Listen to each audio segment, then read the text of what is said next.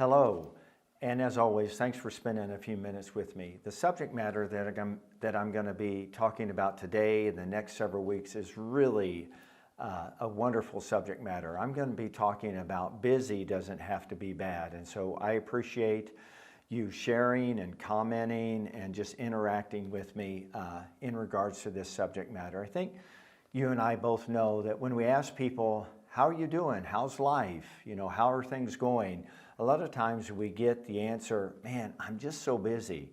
But it's never said, with a sense of fulfillment. It's almost said with the sense of regret, like my life is overtaxed, it's unjust, it's unreasonable, the pace is unrealistic. And I guess, first of all, we have to realize we're the one that sets our schedule. So if we don't like our schedule, we have an opportunity to rethink and to reschedule. So really, when I talk about busy doesn't have to be bad, I'm going to be talking about making quality decisions and understanding when we have godly priorities in our life and we make godly and good and wise decisions, our life is going to be full, but listen to me, it's going to be fulfilling. It's not going to be frustrating. We're not going to say busy and our shoulders droop and we sort of whine and bellyache and complain. So my text is Joel 3:14, where the prophet says, multitudes and multitudes are in the valley of decision, for the day of the Lord is near in the valley of decisions. And so you think about that. Sometimes the enemy tells us we're the only ones. No one else understands, no one else can identify, no one has ever been through what we're going through, no one can relate. But the text in Joel says there's multitudes and multitudes in the valley of decision. So you're not alone. There's a lot of people that are at the crossroads or valleys or intersections that are making decisions. And then secondly, notice where the Lord is. It says the Lord is near in the valley of decision. Here's another tactic of the enemy that we really need to expose. He says, the Lord has abandoned you. He's not even close. As a matter of fact, he has left you. But that's not the truth. Jesus said he will never leave us or forsake us.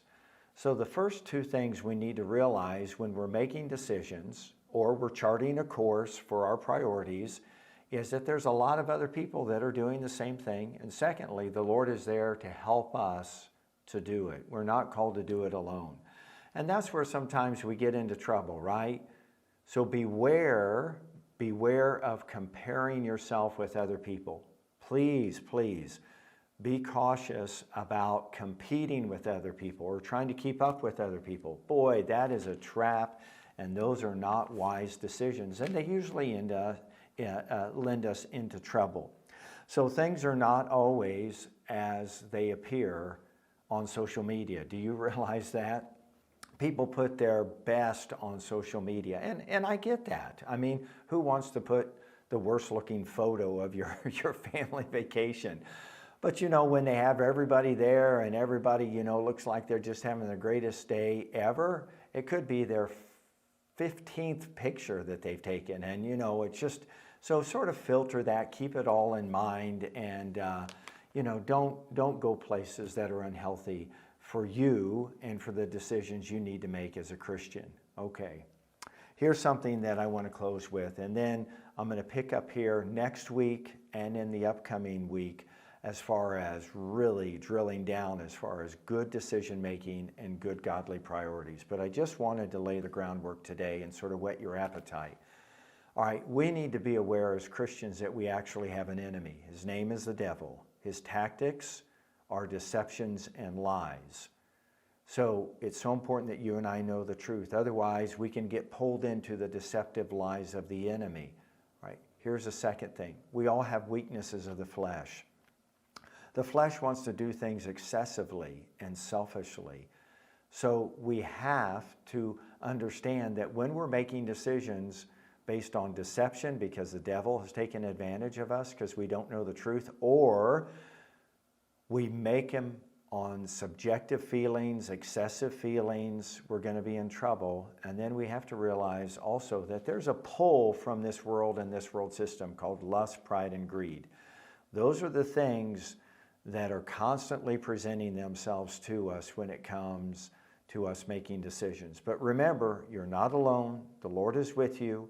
And by His Spirit and through the counsel of His Word, you and I can have a life that's busy but not bad. We can say it's busy because we're filling our life with good things. We're sowing good seed. We're going to have a good harvest. And I look forward to sharing more about this with you next week. God bless you.